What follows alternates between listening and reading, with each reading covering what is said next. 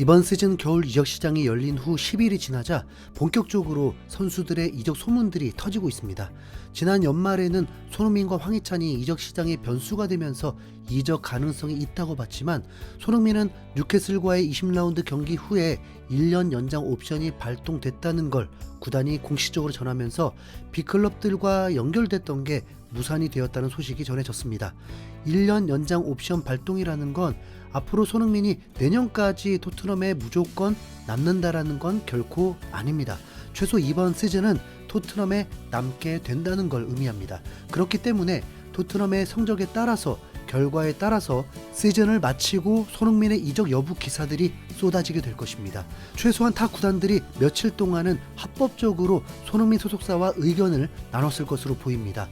손흥민은 계약 연장이 발동되고 인터뷰를 했는데 소감 자체는 영광스럽다, 자랑스럽게 생각한다 라는 말이었는데, 왜 이렇게 밝지가 않은지, 진짜 해외 기사들처럼 손흥민은 재계약을 원했는데 토트넘이 정말 거절한 건가, 뜬구름 잡는 소식들이 사실일 수도 있는 건가 괜히 신경이 쓰이기도 했습니다.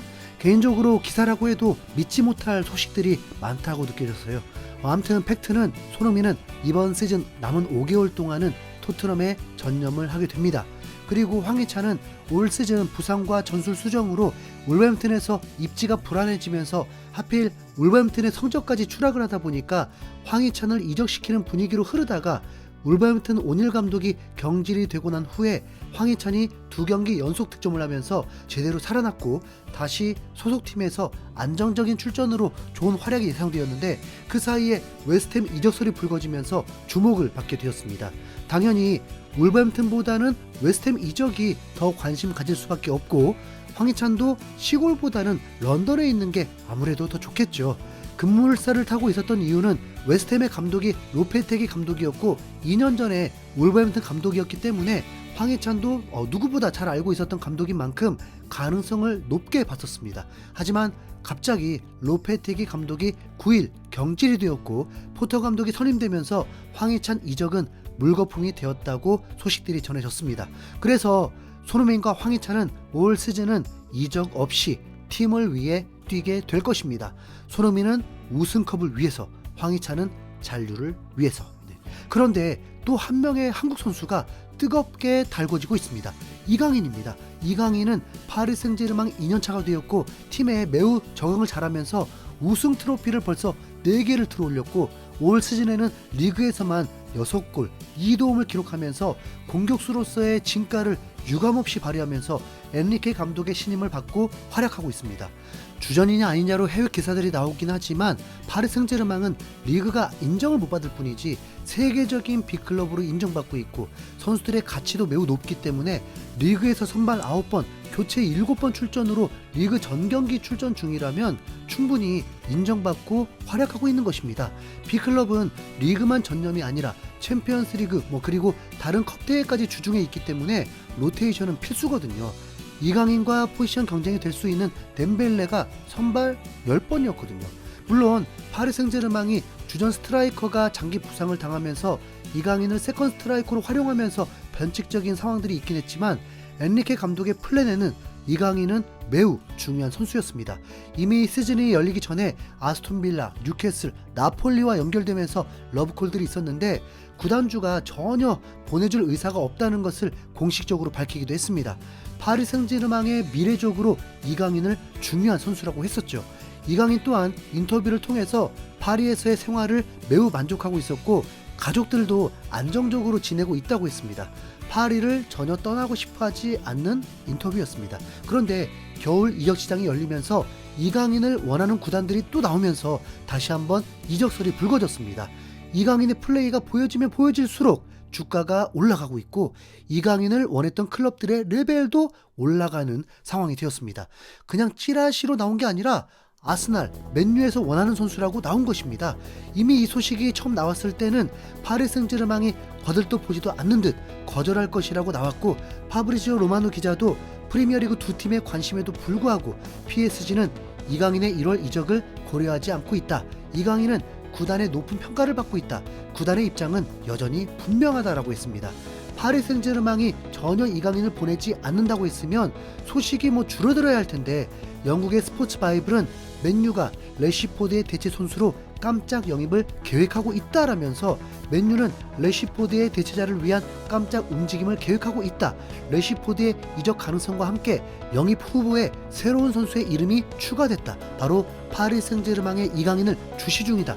이강인은 이번 달에 PSG를 떠날 수도 있다는 입장이며 올 시즌 대부분의 경기에 출전했음에도 여러 옵션을 고려 중이라고 알려졌다.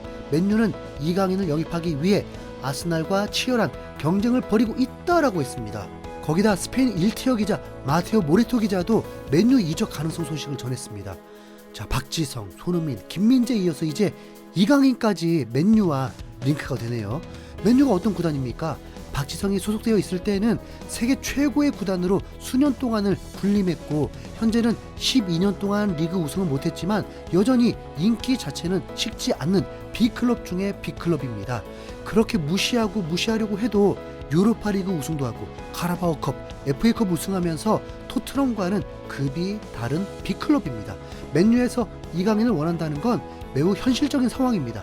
맨유는 총체적 난국 상황으로 리그도 추락을 한 상태고 토트넘과 다르게 미래가 밝은 상황도 아닙니다. 선수들을 다 물갈이해야 한다는 말들이 계속 나오고 있고 기대할 만한 선수들이 없습니다.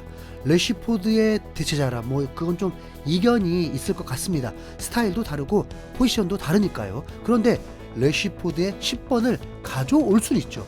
이강인이 잘할 수 있는 포지션인 공격형 미드필더나 오른쪽 윙어 자리는 현재 기존 선수들과의 경쟁에도 우위를 가질 수 있을 정도로 타이밍이 매우 좋습니다.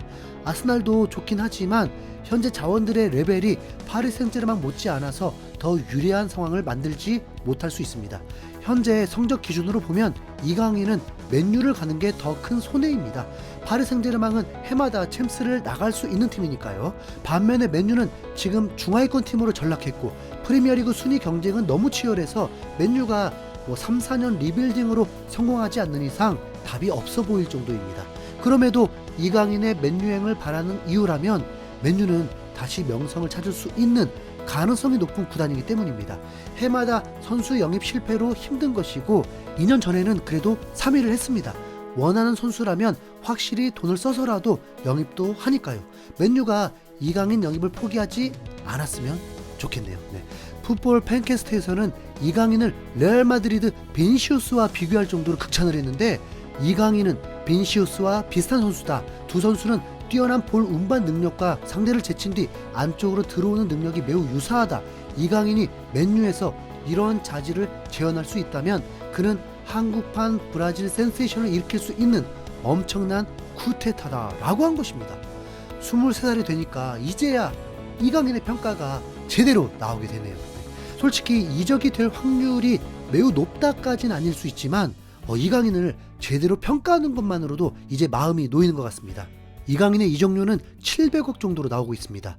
23살에 700억인 겁니다. 이강인이 몸 관리 잘해서 부상 없이 한국의 위상을 높여주길 응원합니다. 흰수염고래였습니다. 감사합니다.